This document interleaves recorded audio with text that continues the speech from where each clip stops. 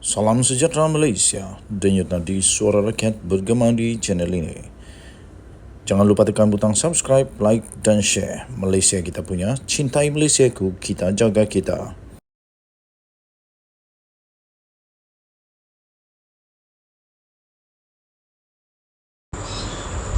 Salam sejahtera Malaysia, denyut nadi suara rakyat bergema di channel ini. Berita terkini daripada bharian.com.my, Iman Mustaqim dipenjara 6 bulan dan denda RM10,000 Malaysia kerana menghina Sultan Selangor. 6 September 2023. Mahkamah Session hari ini telah menjatuhkan hukuman penjara 6 bulan dan denda sebanyak RM10,000 Malaysia terhadap seorang penganggur yang dikenali sebagai Iman Mustaqim atas 2 tuduhan termasuk membuat kenyataan yang bersifat jelek terhadap Sultan Selangor. Hakim N. Priscilla Hemamalini memutuskan hukuman berkenaan selepas Muhammad Azlan Ibrahim, 47 tahun, mengaku bersalah atas pertuduhan tersebut. Mahkamah turut mengarahkan tertuduh dipenjara berkuat kuasa hari ini dan tambahan penjara 3 bulan jika gagal membayar denda terbabit. Muhammad Azlan kelihatan tenang, malah sempat membaca Al-Quran di galeri awam sebelum hakim menjatuhkan hukuman. Mengikut pertuduhan, Muhammad Azlan secara sedar telah membuat dan memulakan penghantaran komunikasi jelik sifatnya terhadap Sultan melalui Facebook menggunakan profil Iman Mustaqim dengan niat menyakitkan hati orang lain pada 28 Ogos yang lalu. Hantaran itu dilihat di pejabat Jabatan Siasatan Jenayah Komersial JSJK Bukit Aman pada jam 11.37 pagi keesokannya. Sehubungan itu, tertuduh melakukan kesalahan mengikut Perenggan 233-1-E Akta Komunikasi dan Multimedia 1998, Akta 588 dan boleh dihukum di bawah subsection 233-3 akta yang sama.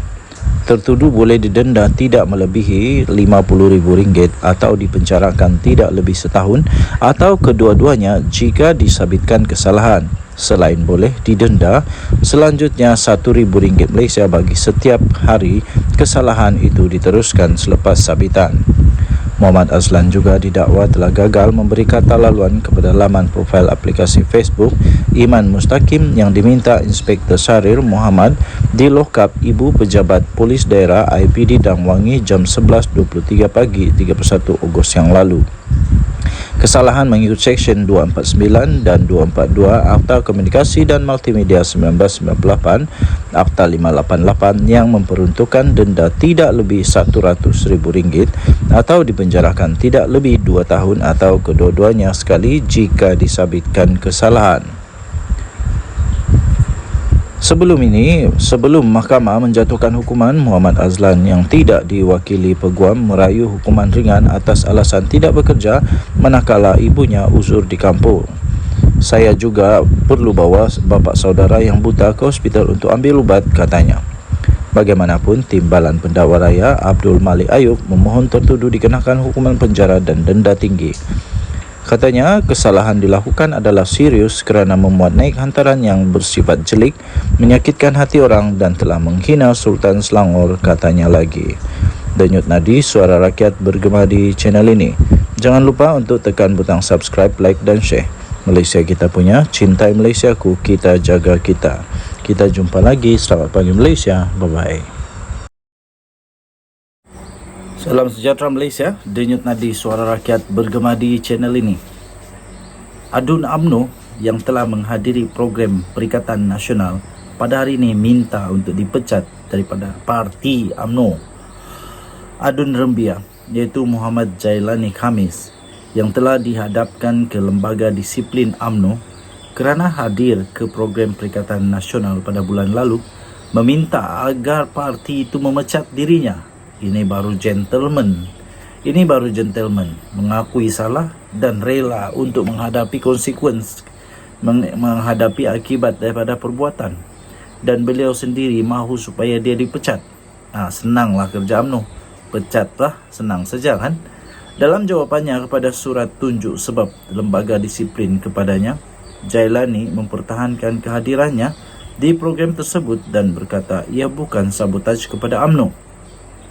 Katanya, saya tidak menganggap perbuatan ini merupakan sabotaj bukan saja kepada UMNO, tapi mana-mana parti sekalipun, kerana saya hadir atas kapasiti pengerusi penaja, itu NGO Mufakat Nasional Melaka, katanya.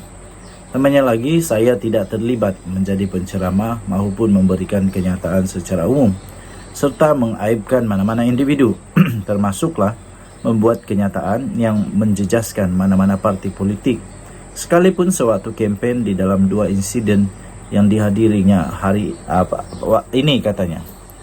Tambahnya lagi, dengan rasa rendah diri, saya meminta lembaga disiplin UMNO mengambil keputusan di bawah peruntukan 20.10/D, iaitu dipecat daripada parti setelah disahkan oleh Majlis Kerja Tertinggi MKT dan bukan mana-mana hukuman yang lain, katanya.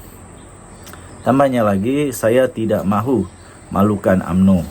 Saya minta permohonan saya diterima, katanya dalam satu surat itu yang telah dilihat oleh Malaysia kini. Surat itu diserahkan kepada lembaga disiplin UMNO hari ini. Dia berkata UMNO tidak perlu bimbang dengan permintaannya itu, memandangkan ia tidak akan menjejaskan kedudukan Kerajaan Melaka yang masih memiliki majoriti walaupun kehilangan satu kerusi. Lembaga disiplin UMNO menerusi surat yang bertarikh 28 Ogos yang lalu telah mengarahkan Jailani agar hadir ke prosiding pendengaran pada hari ini serta menjawab surat tunjuk sebab yang telah diberikan kepadanya. Jailani namun tidak hadir atas masalah kesihatan dan kini menjalani rawatan di sebuah hospital di Melaka. Surat itu juga mendakwa dia telah melakukan sabotaj terhadap UMNO kerana dengan sengaja telah hadir pada majlis pengumuman calon PN bagi pilihan raya kecil PRK Dun Simpang Jeram di Bakri, Johor pada 23 Ogos yang lalu. Dalam surat jawapannya, Jailani berkata dia menolak sebarang kerjasama dengan Pakatan Harapan, terutamanya DAP, dan tidak akan menerima perkara yang disifatkannya sebagai membawa kepada perpecahan orang Melayu dan Islam. Dia juga mempersoalkan komitmen yang pernah disuarakan oleh Presiden UMNO iaitu Ahmad Zahid Hamidi ketika Perhimpunan Agung Parti sebelum ini untuk tidak akan bekerjasama dengan pengerusi PH Anwar Ibrahim dan DAP. Katanya, malangnya musuh politik UMNO BN yang dulu saya disuruh untuk tinggalkan kini menjadi kekasih abadi UMNO sekarang ini. Saya rasa dikhianati, katanya. Tambahnya lagi, jelas kepimpinan UMNO telah membelakangkan survival agama bangsa dan tanah air dan memberi keutamaan kepada so-called party survival agar UMNO terus berada di dalam pemerintahan dan relevan dalam politik negara, katanya lagi dalam surat tersebut. Denyut nadi suara rakyat bergema di channel ini. Jangan lupa tekan butang subscribe, like dan share. Saya puji tindakan daripada Adun Rembia ini yang gentleman. Sudah buat silap, terus letak jawatan dan minta untuk dipecat. Barulah aman. Kita jumpa lagi. Bye-bye.